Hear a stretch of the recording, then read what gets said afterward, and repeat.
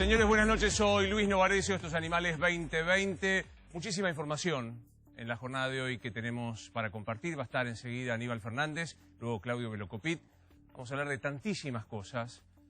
Me atrevo a decir que esta semana vuelve a ser una semana para preguntar si es el presidente, el jefe de Estado, el jefe de gabinete, el jefe de la administración o tiene un gabinete. Hay muchísimos temas para compartir en la jornada de hoy. Otra vez tenemos que hablar de una situación crítica que vuelve a asumir Alberto Fernández, que son los datos del coronavirus. Estamos, lamentablemente, entre las 10 naciones con más contagiados, escalamos hacia las naciones con más fallecidos. Fíjate estos datos que son los de hoy y que lamentablemente se han hecho absolutamente banales porque los mostramos todo el tiempo. Hoy 364 fallecidos. Se supone que los lunes es una carga más lenta. Llevamos 723.132 infectados. Y es el presidente de la Nación el que sale a hablar del tema sanitario. Yo tengo una pregunta a vos que estás en casa. ¿Sabés cuántos ministros tiene el presidente de la Nación? ¿Tenés idea cuántos son los ministros del gabinete? Si tenés idea, ¿te animás a nombrar de corrido a 5? El gobierno nacional tiene 21 ministerios.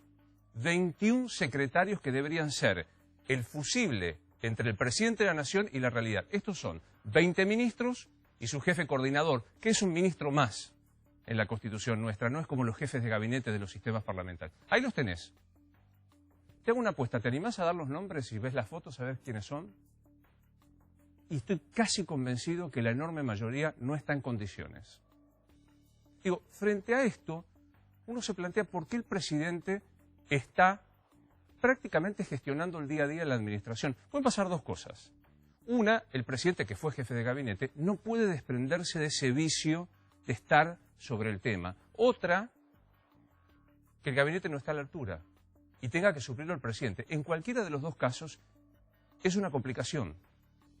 Porque si el presidente se tiene que ocupar de contar por qué se cuentan los fallecidos, por qué el dólar sube, por qué hay tomas de tierras, por qué las escuelas no se abren, ¿cómo piensa una gran política? ¿Cómo piensa la gran directriz de la política? Hoy Alberto Fernández volvió a hablar, ¿sabes qué es algo sorprendente? El viernes nos enteramos que la provincia de Buenos Aires tiene el 42% mayor de muertos que los que se estimaban. El 42%.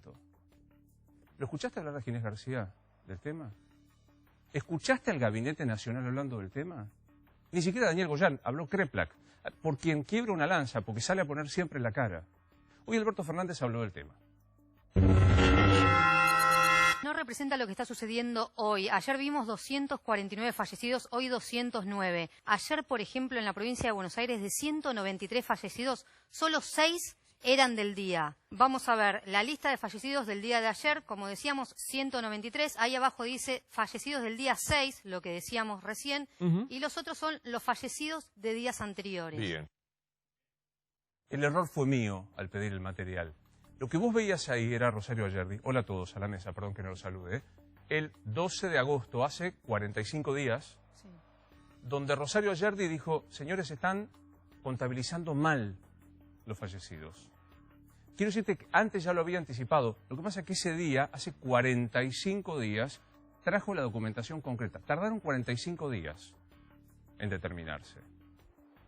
Y a mí me sorprende que hoy, cuando pasa lo de la provincia de Buenos Aires, ahora te voy a hablar del resto de los distritos para que nadie se ponga nervioso. Porque cuando vos hablas de la provincia, te dicen, ¿por qué no hablas de la capital?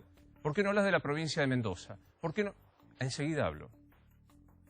Cuando pasa esto, que para mí es de un golpazo enorme, no solo por la tragedia de los fallecidos, no porque hay más de 3.400 fallecidos que se suman, que no son pocos, sino porque yo digo, ¿cómo se tomaron las decisiones si nos habían explicado que la cantidad de fallecidos, de infectados, el índice de duplicación y las camas eran importantes?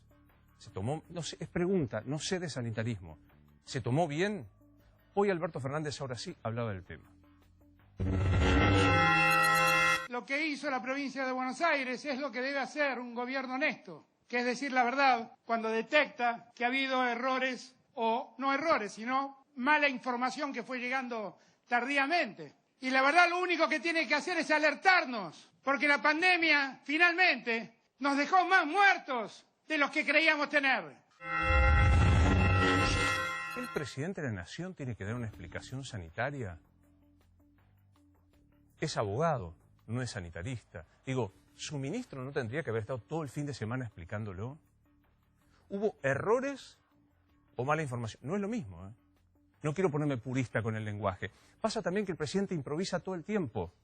Si hubo un error, es una cosa. Si hubo mala información, es casi un incumplimiento de los deberes de quien llevó esa mala información. Digo, Alberto, ¿dónde está Ginés González García explicando este tema? Hay una sensación de que, insisto, el gabinete o está endeble a la hora de asistirlo al presidente, o el presidente no se deja asistir. Digamos, hay, Rosario, toda una discusión con el gabinete. Hay una discusión, sin duda. ¿Va a haber cambio de gabinete? No va a haber cambios. Eso no significa que haya reproches, y reproches del propio presidente hacia su gabinete, que vos, como vos decís, no salen a defender lo que el propio presidente tiene que salir a defender. El problema es que cuando el presidente dice esto, no hay una instancia superior para la corrección. ¿Qué se dijo el viernes? Que había 42% de fallecidos más en la provincia de lo que se había dicho. Para el presidente esto es un acto de honestidad. Es muy difícil, porque ¿qué pasa en la capital federal? Primero me impacta mucho esto de que, pero contá lo que pasa en la capital. En la Argentina y en la gestión de Alberto Fernández vuelve a funcionar un modo que a mí me parece tremendo, que es, no es que yo sea malo, es que los otros son peores. Como si la base, tu error, la torpeza ajena. Hay distintos análisis que la verdad han sido mucho más acertados que los del propio gobierno. Llevan casi 7 meses. ¿No se pudo acomodar el sistema? Y este informe que vas a ver enseguida, ¿corresponde a quién, Nacho? Lo hizo un senador provincial por la provincia de Corrientes, Martín Barrionuevo, que vino siguiendo de cerca todo el tema sanitario. La verdad no le pifió casi nunca. No le pifió. Yo no recuerdo que le haya pifiado, y estos datos son en base a información oficial. Coincide con Nora Bar, que para mí es una de las mejores periodistas que hace periodismo científico. Los vamos a tomar con pinzas porque no son oficiales. En este informe ahí aparece la diferencia de la provincia. En Cava la diferencia sería de un 3.5. Es inadmisible que no lo sepamos con concreción a esta hora. Y después ves otras provincias, que yo tomo al azar, Tucumán, 74%. Lo que pasa es que la cantidad de fallecidos es menor. Entonces digo, si estas diferencias que hay son, quiero decirles que desde el 18 de marzo hasta no hace tanto, todo el país, en materia sanitaria y en materia de libertades, se gobernaba por decreto de Alberto Fernández. Todo el país. No se podía mover una hoja sin la autorización del Gobierno Nacional. ¿No se pudo desde esa misma concentración del poder actualizar este sistema? Y en la ciudad de Buenos Aires, para aquellos que creen que se está haciendo algún tipo de menoscabo a la provincia y protección a la ciudad, quiero decir que hoy el AMBA, y ahí está la ciudad, no se puede tomar un café sin la autorización de Santiago Cafiero, porque estamos todavía bajo la aprobación del Gobierno Nacional. Entonces, si toda la facultad es del Gobierno Nacional, bueno, también la responsabilidad de saber cómo se informan las personas fallecidas. Esto no libera de responsabilidad ni a Quirós ni a Larreta. Ahora digo, pongámonos de acuerdo. Si el Gobierno Nacional gestiona el AMBA, pues también que gestione la cantidad de fallecidos. Y ahí está el presidente otra vez poniendo la cara, desgastándose, como en la economía. Fíjate, y esto no implica hablar mal de Martín Guzmán, que tuvo un éxito en la negociación. Digo, Martín Guzmán es el ministro de Economía. Tiene que salir el presidente a hablar del dólar, que si es para la inversión, que si no es para el ahorro. ¿Por qué? Porque Martín Guzmán en los últimos días le pasó esto. El 13 de septiembre dijo, cerrar el cepo sería una medida para aguantar, y no vinimos a aguantar la economía. 13 de septiembre. El 15 se agravó el cepo. Por la crisis se endurecen el cepo y llevan en la interna que hay con PESE. ¿Quién dirime todo esto? Otra vez Alberto Fernández. ¿Tiene ministro de Economía que le cuide las espaldas? ¿Querés que siga en seguridad? Primero sería interesante saber cuál es la posición ideológica de Alberto Fernández. ¿Es más Frederick, más garantista, más progre? ¿O es Bernie, que sigue estando en la provincia de su mayor aliado, que es Axel Kicillof? ¿Sigo? El presidente y su vínculo con los medios de comunicación. Tiene un jefe de gabinete que como relación a la hora de explicar ¿No debería ser Santiago Cafiero también el que explicara todo esto? No, se vincula de esta manera, como ya lo sabemos, con los medios. En el diario de ustedes permanentemente le echan de todas las culpas de todo lo que sucede en Argentina a Cristina. Todo lo malo que sucede en el país. Cafiero, yo no hablo les por garantizo, Clarín. yo lo que les digo es, no se crean las notas que aparecen en su diario. No se las crean todas porque no son verdad. Para una gestión como la de Alberto Fernández, con problemas de coronavirus, de economía, de seguridad, de cuestiones educativas, ¿el jefe de gabinete tiene que estar peleándose con los medios? No tengo claro si es una decisión del jefe de gabinete o es una impronta del presidente de la Nación.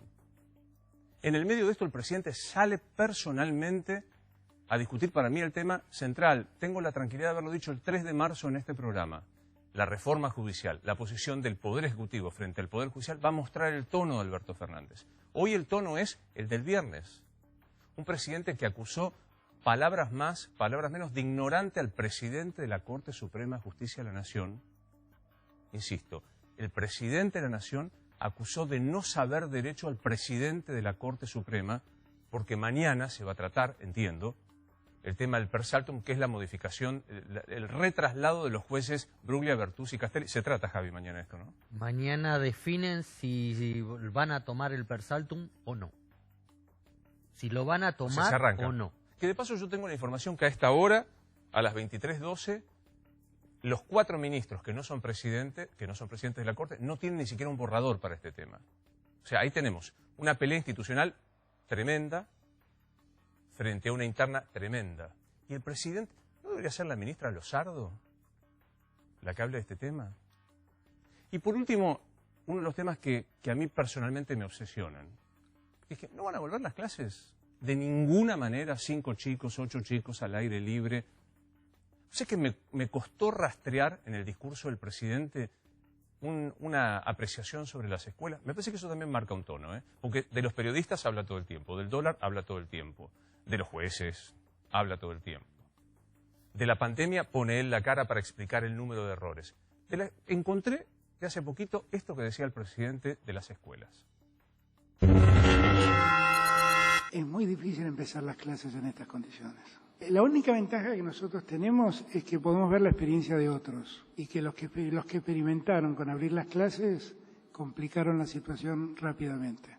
Ahora, un chico que va al colegio es un chico que se sociabiliza con otros, que tiene mucha facilidad de contagiarse. No vuelven más las clases. El viernes yo me dediqué especialmente al tema de las escuelas, convencido de que no solo hay que aprender, es el único teorema que aprendí en mi vida, que la suma del cuadrado de los catetos es igual al cuadrado de la hipotenusa. No sé para qué sirve, pero sé que así se formula el teorema de Pitágoras. No hace falta aprender eso, solamente. Hace falta revincular a los chicos con sus compañeros, con el ámbito escolar, con sus docentes. No se puede. Hay 26 naciones que volvieron a las escuelas. Otras volvieron atrás y reinventaron un modo. No hay nada para decir. ¿Por qué digamos, yo hice una alusión al ministro Nicolás Trota porque tengo un gran respeto personal. Y él me mostraba, me envió el viernes toda una serie de iniciativas para la educación virtual. No hay ningún modo. ¿Es una prioridad para el gobierno nacional el tema de las escuelas? No se puede. Yo traje imágenes de hace 100 años. Mira estas imágenes. Estas son escuelas casi al aire libre. Ventanales abiertos, sin paredes, muchas, sin techo, otras. Las encontré buceando, no pude. Y sí, si vos ves el aspecto de los alumnos, son bien distintos, porque es la época de la tuberculosis. Y en épocas de tuberculosis se buscó un modo. En algunas de estos casos, ¿viste esas que no tienen techo? Esas fueron las que mejor funcionaron. Otras en Ámsterdam, otras en España, no funcionaron. Ahora, me parece que sería interesante saber qué piensa, ya que el presidente asumió el gabinete. Habla de salud de los fallecidos, habla de economía del dólar, habla de seguridad de las tomas, habla de los medios. Digo, enseguida va a estar Aníbal Fernández, que alguna vez dijo hay que salir a defender más al gobierno. Y probablemente, gracias Aníbal por estar, probablemente sea eso. No tengo claro por cuál de los dos motivos sucede esto. Sí sé que cuando un jefe de Estado en pandemia, en crisis, tiene que salir a contestar todo, es altamente probable que pifie por desconocimiento o por enojo, y uno sabe que Alberto Fernández no merece ser llevado ni a la pifia ni al enojo, porque debería tener un gabinete que lo sustente. Enseguida hablamos con Aníbal Fernández y también va a estar Claudio Velocopit.